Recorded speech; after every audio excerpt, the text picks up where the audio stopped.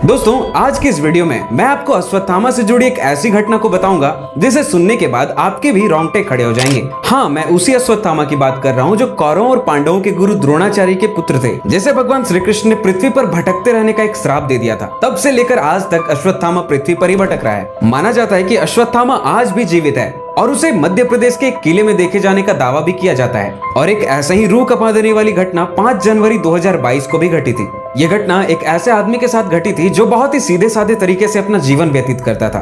बचपन से उसकी बस एक ही इच्छा थी कि वह बड़े होकर एक लेखक बने। वह भी बड़े बड़े राइटर्स की तरह बुक्स लिखना चाहता था। उस लड़के का नाम दिनेश था जो कि मध्य प्रदेश में रहता था। उसने सोचा कि मैं एक किताब लिख दूं और उसे पब्लिश कराने के लिए जी जान लगा दूं तो शायद मेरी किताब पब्लिश हो भी जाए। वो बहुत टाइम से इस किताब के ऊपर काम कर रहा था। उसकी एज अब 32 साल की हो गई थी और ये जो दिनेश था वो बाकी लड़कों के मुकाबले काफी डिफरेंट था। दिनेश प्रकृति यानी कि नेचर के ऊपर एक बहुत ही बढ़िया किताब लिखना चाहता था जिसे पढ़ने के बाद लोग नेचर से अपने आप को कनेक्ट कर सकें। और वो ये भी जानता था कि यह काम घर बैठे बैठे तो नहीं हो पाएगा, इसलिए वह कई सालों तक अलग अलग जगहों पर जाता था और अलग अलग जगह जाकर नेचर के बारे में और भी ज्यादा स्टडी करता था और नेचर के बीच टाइम भी स्पेंड करता था। वह नेचर की चीजों को समझने की कोशिश करता था और अपने डायरी में नोट भी करता था। ये उसका एक पैशन बन चुका था और उसका यही शौक उसे एक घने जंगल की ओर ले गया। और वो जंगल इतना ज्यादा घना था कि अगर कोई इंसान चला गया तो वहाँ से वापस आना बहुत ही ज्यादा मुश्किल हो जाता है। ये जंगल कहीं और नहीं बल्कि वही जगह है जहाँ पर अश्वत्थामा रहा करता है। जरा आप देख सकते हैं कि ये बोलते हुए मेरे रोंगटे भी खड़े हो रहे हैं। और मैं आपको बता दूं कि यह घना जंगल बुरहानपुर के इलाके में पड़ता है। जैसा कि मैंने पहले कहा कि यह बुरहानपुर का एक ऐसा इलाका था जिसके बारे में कहा जाता है कि यहाँ पर अश्वत्थामा आज भी आता है। दोस्तों, दिनेश 5 जनवरी 2022 को बुरहानपुर पहुंच जाता है। वहाँ वो एक होटल में रुकता है और वहाँ के लोगों से उसे पता चलता है कि पास में ही एक पहाड़ी है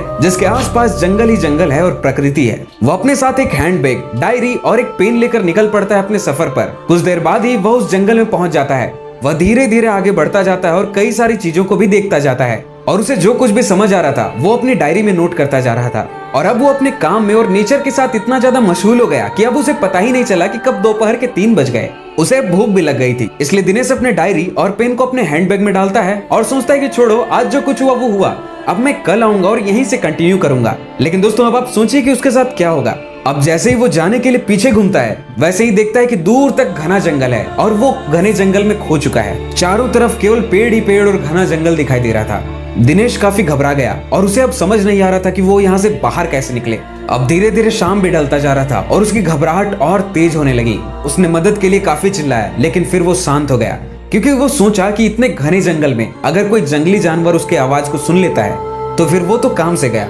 अब धीरे धीरे अंधेरा हो चुका था और उसे अचानक से पीछे से कुछ आवाज सुनाई दी। उसे लगा कि अब तो मैं गया क्योंकि जरूर वहाँ पे कोई जानवर होगा जो कि मुझे मार डालेगा। उसने जैसे ही पीछे मुड़ा वो देखा कि वहाँ पर एक व्यक्ति है जो कि कंबल ओढ़े खड़ा था। उसे लगा कि ये कोई राक्षस है क्योंकि वो जानता है कि इतने घने जंगल में कोई इंसान क्या करेगा, क्योंकि उसकी हाइट एक आम इंसान से कहीं ज्यादा ऊंची थी और उसके आसपास बहुत सारी मक्खियां भिनभिना रही थी। उसे देखकर दिनेश काफी ज्यादा घबरा गया और भागने लगा। वह अजनबी आदमी भी दिनेश की ओर बढ़ता चला गया। तभी अचानक दिनेश जमीन पर गिर पड़ा और वो जो अनजान व्यक्ति था वो दिनेश के पास गया और उसे हाथ बढ़ाया। लेकिन दिनेश खुद ही उठ खड़ा हुआ और उस अजनबी इंसान से पूछा कि आप कौन हैं और आप मुझसे क्या चाहते हो। मैं एक गरीब परिवार से हूँ और मेरे पास ऐसा कुछ भी नहीं है जो कि मैं आपको दे सकूं। मैं इस जंगल में रास्ता भटक गया हूँ। तभी वो अजनबी आदमी कहता है कि थोड़ी देर पहले तो तुम ही चिल्ला रहे थे ना, मैं तो यहाँ तुम्हारी मदद करने के लिए आया हूँ, बताओ तुम कहाँ से आए हो। फिर दिनेश अपनी सारी बातें उसे बताता है। उस इंसान ने दिनेश से कहा कि मैं तुम्हें बाहर तक छोड़ दूंगा, चलो मेरे साथ। अब दिनेश के जान में जान आती है। अब दिनेश उसके साथ आगे बढ़ता जाता है और हवा भी काफी तेज चलने लगी थी और अंधेरा भी काफी गहरा हो चुका था। तेज हवा चलने के कारण उस आदमी के सिर से उसका कंबल थोड़ा सा उड़ जाता है। तभी दिनेश अचानक से देखता है कि उसके सिर पर एक बहुत ही गहरा घाव बना हुआ है जो कि आम चोट की तरह लग ही नहीं रहा था। वह आदमी जल्दी से अपना सिर ढक लेता है और वो दोनों धीरे धीरे आगे बढ़ते चले जाते हैं। आधा घंटा चलने के बाद वह इंसान वहीं पर रुक जाता है और फिर दिनेश उस इंसान से पूछता है कि आप रुक क्यों गए। तो वो इंसान कहता है कि मेरा सफर बस यहीं तक था, इसके बाद का सफर तुम खुद ही तय करोगे क्योंकि इसके बाद आम इंसान की बस्ती है और मैं वहां नहीं जा सकता। दिनेश ने उस व्यक्ति को यहाँ तक पहुँचाने के लिए धन्यवाद कहा और कहा कि मैं आपसे एक सवाल पूछना चाहता हूँ, आप आखिर कौन है और आप इस घने जंगल में क्या कर रहे हैं। अगर आप इस प्रश्न का उत्तर नहीं देना चाहते हैं तो जरूर आप एक आत्मा या कोई भूत हो। फिर वह अजनबी इंसान एक भारी आवाज में कहता है कि मैं कोई भूत नहीं हूँ। तभी दिनेश उसे कहता है कि कम से कम आप अपना नाम तो बता दीजिए। तभी वह अजनबी इंसान कहता है कि ना ही मैं भूत हूँ, ना ही मैं पिशाच और ना ही मैं गंधर्व हूँ। मैं तो इस युग का भी नहीं हूँ, मैं एक दूसरे युग का इंसान हूँ। मैं द्वापर युग का अश्वत्थामा हूँ। यह बात सुनकर दिनेश के पैरों तले जमीन खिसक गई और कुछ देर के लिए मौन हो गया। अचानक से जब बिजली कड़की तब उसे होश आता है और वह जैसे ही अपना अगला प्रश्न अश्वत्थामा से पूछने ही वाला था, तभी अश्वत्थामा बिजली की गति से अपने 2 कदम पीछे बढ़ाता है और वो इतनी तेजी से भागता है कि उसे ठीक तरीके से देख पाना एक आम इंसान के लिए संभव ही नहीं है और वो उसी जगह से गायब हो गया। अब दिनेश के तो होश ही उड़ चुके थे और उसे कुछ भी समझ नहीं आ रहा था और दिनेश यही सब सोचते सोचते रोड की तरफ चला गया और फाइनली वह बुरहानपुर पहुंच ही गया। उसके नेक्स्ट डे ही वो अपना सामान बांधकर घर निकल गया।